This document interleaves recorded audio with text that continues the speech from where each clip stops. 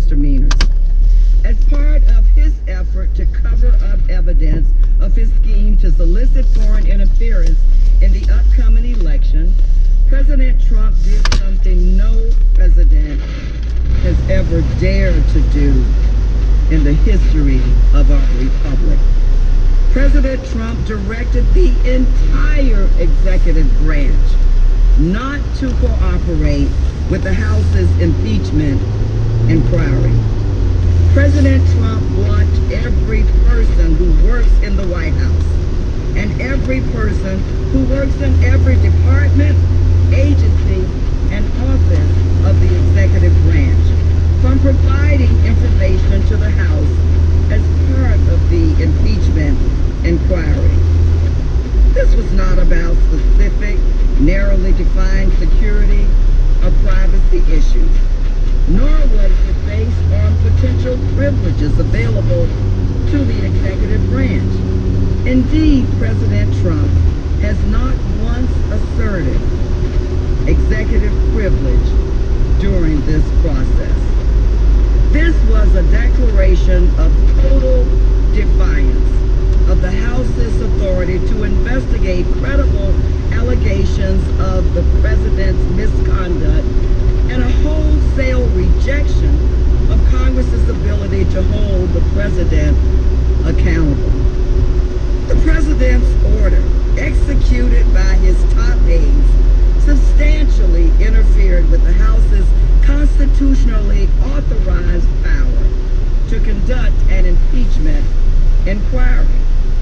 At President Trump's direction, the White House itself refused to produce a single document or record in response to a House subpoena that remains in full force and effect, and it continues to withhold those documents from Congress and from the American people. But it is not just the White House. Following President Trump's order, the Office of the Vice President, the Office of Management and Budget, the Department of State, the Department of Energy, and the Department of Defense all continue to refuse to produce a single document or record in response to 71 specific requests, including 5 subpoenas. Additionally, following President Trump's order, 12 current or former administration officials continue to refuse to testify as part of the House's impeachment inquiry.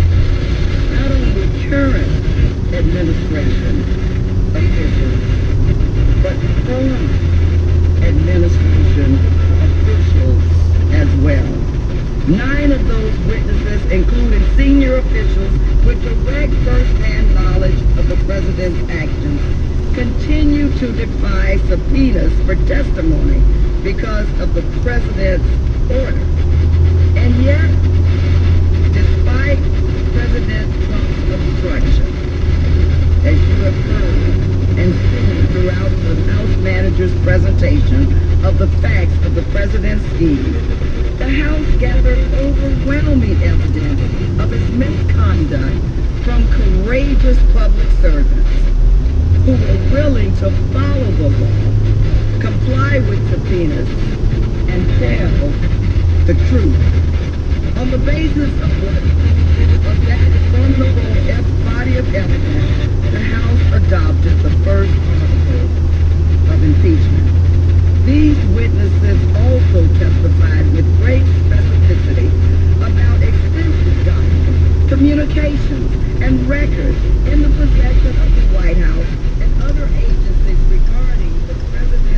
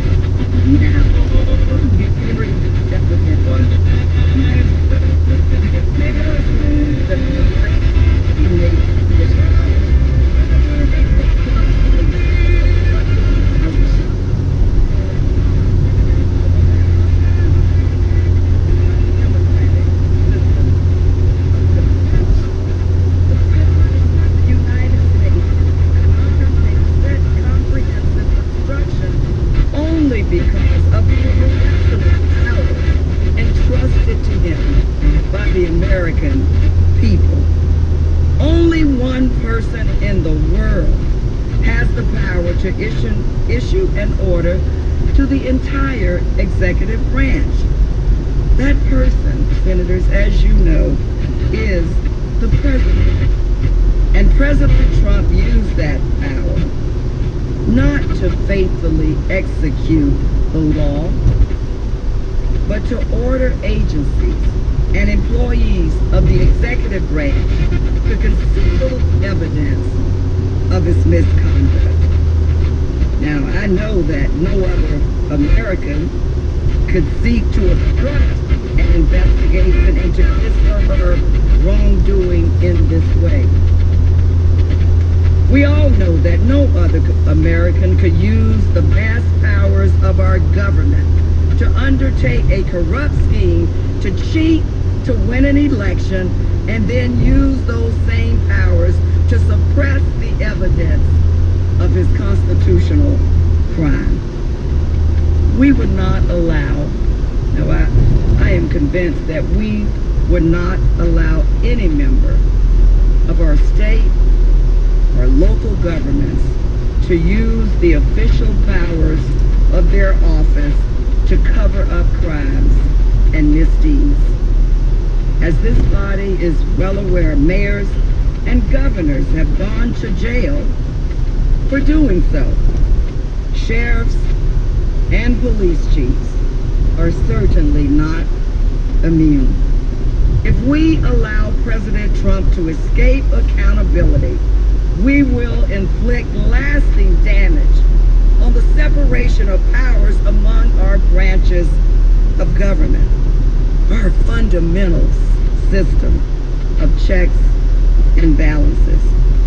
It would inflict irreversible damage by allowing this commander-in-chief and establishing precedents for future presidents to act corruptly or abusively and then use the vast powers of their office, the office of the presidency, to conceal their own misconduct from Congress and the American people.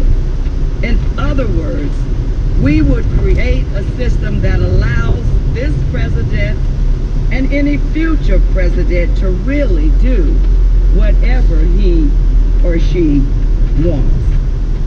It is an attack on congressional oversight, not just on the House, but also on the Senate's own ability to oversee and serve as a check on this and future presidents, both Republican and Democratic administrations. Without meaningful oversight, without the power of impeachment, Americans will have to come to accept a far greater likelihood of misconduct in the Oval Office, and they would not be able to look to other branches of government to hold their president, the people's president, accountable. Executive power without any sort of restraint, without oversight, and without any checks and balances is absolute power. And we know what has been said about absolute power. Absolute power corrupts absolutely. This is the very opposite of what the framers intended. The framers of the Constitution purposefully entrusted the power of impeachment to the legislative branch so that it may protect the American people from a corrupt president. Well, the times, senators, have found us. If Congress allows President Trump's obstruction to stand, it effectively nullifies the impeachment power. Senators, we are the keepers, the protectors, the defenders of what the framers intended. And we must hold any unprincipled and undisciplined executive accountable. Senators, I know that this is not easy. I don't take this moment lightly. These are tough times.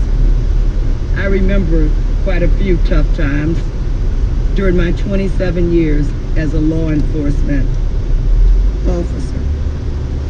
But we must stop this president. Today, we will explain why. First, we will review key facts regarding the scope and breadth of President Trump's unprecedented actions to stop the House's impeachment inquiry. As you well know, we covered many of these facts on Tuesday when we explained in depth what evidence the president had blocked from Congress. We addressed documents we know the White House and other agencies are concealing. And we addressed testimony the president's aides would provide if they testified under oath. We will therefore review the documents and witnesses briefly. Second, after surveying relevant history and constitutional law, we will explain why obstruction of Congress in and of itself warrants impeachment and removal from office. Finally, we will demonstrate that President Trump is without question guilty of obstruction of Congress, that his defenses lack any legal foundation, and that his actions pose a dire and continuing threat to the foundation of our constitutional framework.